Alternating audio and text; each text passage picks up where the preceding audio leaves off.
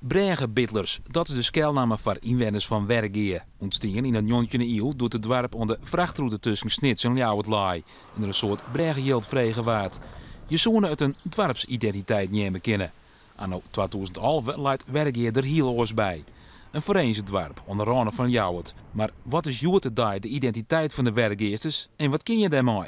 Wat belangrijk is in het dorp is de mierskipzin. Van hoe ga je met elkaar om? Hè? Het is niet alleen maar van hoe kunnen we meer huizen krijgen. Dat we vroeger zo.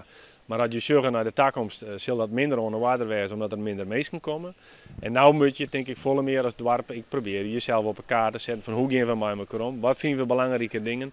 Hoe jou we de zorg aan alle mensen in ons dorp vieren als vrijwilliger vorm en inhoud.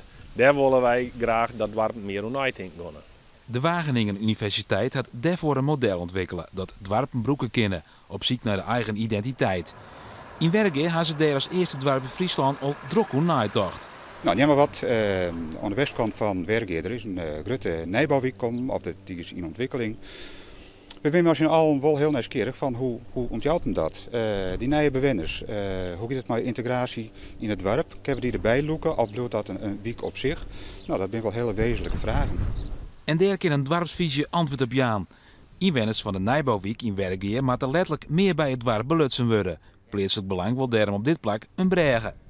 Beweegbare bregen, zodat boortjes ik nog altijd tot het dorp kennen.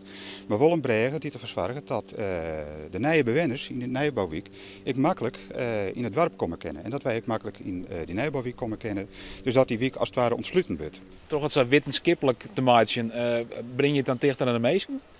Nou, in het eerste ongeveer net, maar wij hebben nu wel meer een betere theoretische onderbouwing van hoe je dat vorm en inhoud kan kennen. En dat vertalen wij naar de praktijk.